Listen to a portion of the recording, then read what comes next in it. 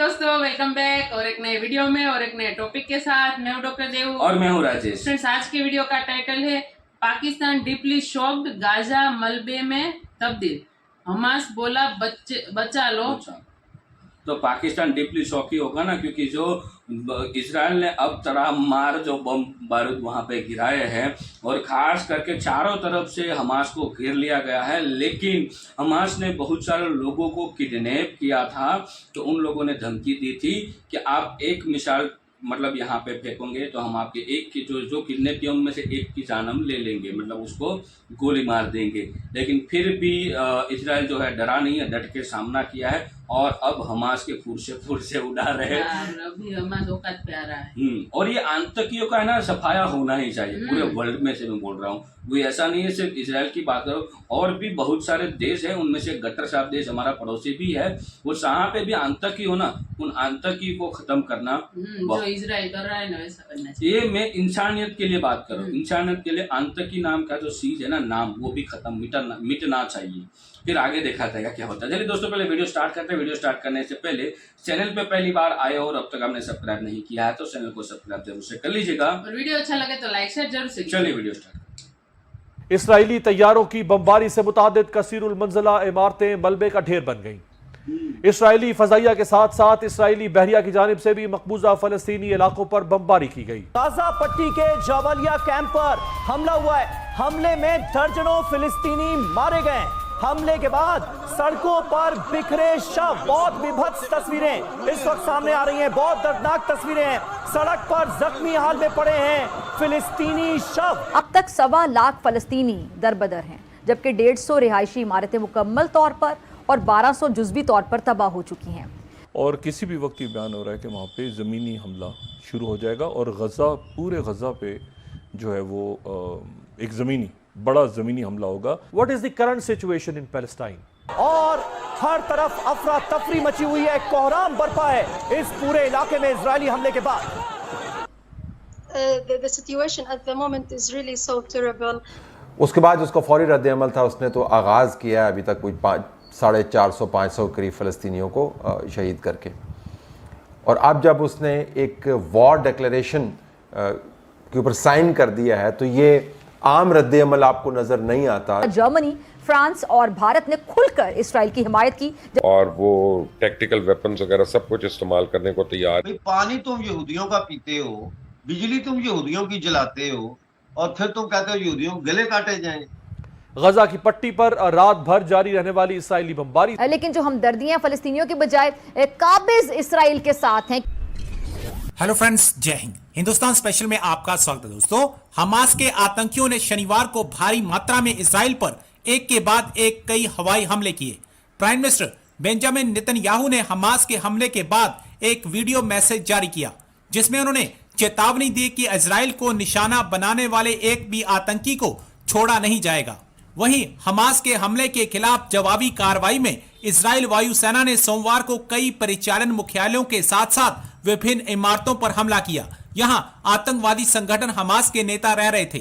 Israel की वायुसेना के अनुसार वायुसेना ने 3 मंजिला मुख्यालय और हमास के वरिष्ठ नौसैनिक बल मोहम्मद काश्ता से जुड़े मुख्यालय पर भी हमला किया है। इसराइल पर हुए हमास के रॉकेट हमले से 900 से अधिक लोगों की जान गई है। इसराइल और हमास के बीच जारी जंग अपने चौथे दिन तक 1600 लोगों की कुर्बानी ले चुकी है। तो वहीं इसराइल ने हमास को पूरी तरह से निस्ते नाबूद करने की शपथ ली है, मगर इन सबके बीच अफवाहों का दौर भी गर्म है। न खाना, न पानी और न ही बिजली। इसराइल की किसियानी फौज से इसी की तवक्को थी। हमास के हैरानकुन हमले ने हफ्ते के रोज इसराइली दिफाई निजाम की धज्जियां उड़ाई तो यहूदी फोर्सेज ने गजा का मुकम्मल मुहासरा करके रिहायशी आबादी पर वहशियाना बमबारी शुरू कर दी।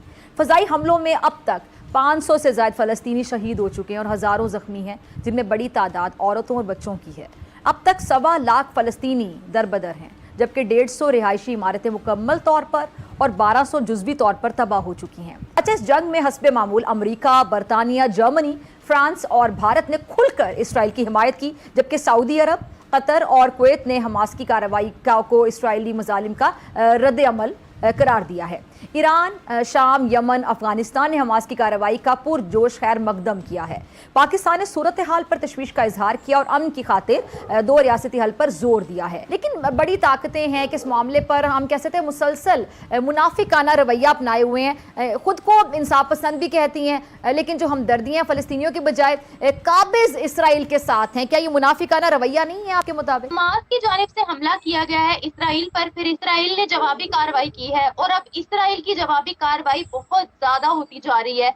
उन्होंने घेर लिया है गाजा को और बोल रहे हैं नो इलेक्ट्रिसिटी नो फूड, और इसी सब में बाइडेन भी साथ दे रहा है इसराइल का, और सबसे बड़ा सपोर्ट जो इसराइल को मिल रहा है वो है भारत का। तो सर इसके बारे में आप क्या कहने वाले हैं? क्या है पूरी कहानी, किसकी गलती है किसकी गलती नहीं है? देखें, बात यह है कि गलती तो जाहिर है कि हमास की, क्योंकि हमास के ऊपर तो अभी हाल में कोई अटैक नहीं हुआ, ना कोई इजराइल ने वहाँ कोई गजा में फौज भेजी है, ना कोई बम मारा है, ना उनका कोई लीडर जो है उसको एक्स्ट्रा जुडिशियल किलिंग में मारा है। तो ये तो हमास की गलती है अगर गलत और सही देख। लेकिन ये इतनी सादा चीज़ नहीं है कि इसमें हम ये कह के कि भाई इसकी गलती है और उसको हम कटहरे में खड़ा कर दें। ये बहुत बड़ी साजिश का हिस्सा है। आप देखें, आपने कभी वो देखा है ऑक्टोपस जो होता है, एक ऑक्टोपस, उसकी बहुत सारी टांगे होती है ना ऑक्टोपस, तो वो ऐसे करके फिर अपनी टांगों में जकड़ लेता है शिकार। ईरान जो है ये एक ऑक्टोपस की शक्ल इख्तियार कर चुका है, और हमास, हिजबुल्ला और सीरिया में और इराक में जो जैसे दहशतगर्द तंजीमें, ऐसे इनकी दहशतगर्द तंजीमें जो हैं वो ईरान की प्रॉक्सीज हैं, और ईरान जो है वो इन प्रॉक्सीज के जरिए अपनी जो पॉलिटिकल इन्फ्लुएंस है उसको जो है वो बढ़ाता है इन इलाकों में या कहीं भी। अभी यमन में देख लें जो जंग थी सऊदी अरेबिया के साथ, उसमें तो ईरान बराह रास्त मुलव्वस था। मतलब तो ये इस तरह से ईरान की कोशिश थी कि वो सऊदी अरेबिया को आइसोलेट करे, मिडिल ईस्ट में जो है वो पीस प्रोसेस को बार बार सैबोटाज करे, ताकि यहाँ पे कोई दायमी तौर पर जो है वो अरब ममालिक के अंदर, क्योंकि ईरान इज़ नॉट अरब, तो अरब ममालिक के अंदर इंस्टेबिलिटी रहे, ताकि ईरान की तरफ ज़्यादा ध्यान ना जाए अरब ममालिक का, और वो अपना जो न्यूक्लियर प्रोग्राम है उस पर दामे दरमे सुखने काम करते रहे। अब देखिए, इसमें अगर आप गौर करें तो 1979 में इजराइल के जो है वो पहली दफ़ा किसी एक अरब मुल्क के साथ सफारती ताल्लुकात कायम हुए थे कैंप डेविड अमेरिका में, जब जिमी कार्टर ने अनवर सादात और मेनाहिम बेगन के दरमियान जो है वो पीस ट्रीटी ब्रोकर की थी, राइट। उसके बाद 1993 में जो है वो ताल्लुकात इजराइल के बने जॉर्डन के साथ। फिर एक बहुत बड़ा पीरियड आता है 1993 से 2020 तक का, और 2020 में आप देखें कि यूएई, बहरीन, मोरक्को और ये सब अरब ममालिक ने ताल्लुकात जो। सो थैंक यू दोस्तों वीडियो को यहाँ तक देखने के लिए। और जिस हिसाब से अभी इजराइल के साथ हो रहा है, मतलब जो आतंकियों ने वहाँ पे हमला किया है, जिसको हम हमास भी बोलते हैं, फिलिस्तीन भी लोग वर्ड यूज़ कर रहे हैं, लेकिन पाकिस्तानी को बहुत ही हमदर्दी है भाई। क्या है आपको पता है ये क्या है या नहीं? पाकिस्तान कुछ भी बोल रहे हो, मतलब हाँ सॉरी आतंकवादी का मामला है, इसलिए पाकिस्तान बोल रहा है, दिल से सपोर्ट करेंगे वो लोग। संबंध मतलब पूरे रिलेशन है इन लोगों का, इन लोगों के साथ, ताकि इसलिए तो वो फिजा बोल रही थी कि शहीद कर दिए, ऐसे वर्ड यूज कर रही थी। ठीक है, फिजा खान तुम भौंकना बंद कर दो, तुम्हें मतलब यही चीज भोगने के लिए है आपके पास, मतलब वो आतंकियों के लोग मर रहे हैं तो आपके लिए हमदर्दी है। अब जब वो यहूदी के लोग जो थे, इजराइल के लोग जिसके बच्चे मर रहे थे, क्या वो इंसान नहीं थे? हाँ। जिसकी मतलब जहाँ पे औरतों को किडनैप किया, क्या वो इंसान नहीं है? तो? भाई इंसान सब होते हैं, वो फिर सभी होते, एक आतंकी ही होते हैं जो इंसान भी नहीं होते, जिसका धर्म भी नहीं होता, जिसका देश भी नहीं था, जिसका कुछ भी नहीं होता, बाकी सब लोग इंसान। आतंकियों को छोड़ के सारे सब लोग इंसान होते हैं, ठीक है। और मैं यही कहूँगा कि फिजा खान भी मेरे को नहीं लग रहा कि इंसान होगी। क्योंकि इसकी गंदगी तो उसके जो दिमाग में भरी है तो इंसान गंदगी नहीं है। फिजा खान मतलब ये जाहिल तो है ही, लेकिन इन लोगों को यही दिया जाता है कि यही स्क्रिप्ट पढ़नी है। क्यों पता है कैसे बोला होगा कि भाई हमें कश्मीर लेना है तो हमें यही बोलना पड़ेगा। लेकिन सारी न्यूज में सब एंकर ऐसा ही बोल रहे हैं कि इजराइल ने ये कर दिया, वो कर दिया, हमास बेचारा, हमास तो पाकिस्तान की मीडिया के पास कहाँ कोई राइट्स है कि वो खुद का कुछ बोल सके, सही चीज बता सके? कोई राइट्स नहीं है। वहां पे सारा का सारा राइट्स जो है फौज का है। फौज जैसा बोलेगी वैसा ही ये लोग भोंकेंगे, और उसके अलावा उसके पास कोई ओपन मतलब और वे भी नहीं है। और नहीं भोंकेंगे तो उसका रोजगार खत्म हो जाएगा। और वो फिर अमेरिका, बर्तानिया, भारत, फ्रांस उस पर उंगली उठा रहे कि ये बोलते हैं ना कि ये शांति प्रिय देश है, तो फिर इसने इजराइल का सपोर्ट क्यों किया? तो पहले हमला तो हमास ने चालू किया, आज तक तो हमास ने फैलाया है। ये एक ही मीडिया एंकर नहीं है, और एक मीडिया एंकर है आई थी भारत, ठीक है, गटर साहब यहाँ पे भी एक आई थी, हाँ, जो सिर्फ और सिर्फ स्पोर्ट का न्यूज कवर करती है, गंदगी। वो गंदगी इधर भी आई थी और यहाँ पे आके भी, और हिंदू देवी देवताओं के खिलाफ उसने ट्वीट किया था। उसको तो लात मार के भगाया है यहाँ से, इंडिया से, लेकिन और भी बहुत सारे है। और भारत ने क्लियर बोला था कि आप यहाँ पे आ रहे हो तो वर्ल्ड कप के अलावा कुछ भी आपको कवर नहीं करना और कुछ भी नहीं बोलना है, सभी मीडिया को बोला जाए। लेकिन ये जो गटर साहब होते हैं ना, वो कहीं ना कहीं यही हरकत करते हैं और उसने की, और आपके देश की वो बदबू फैलाई जाते हैं इधर आकर। और जो लोकल मीडिया जो थी, उन लोगों को परमिशन नहीं दिया था भारत ने, क्योंकि पता था कि ये गटर साहब वाली नीति करेंगे।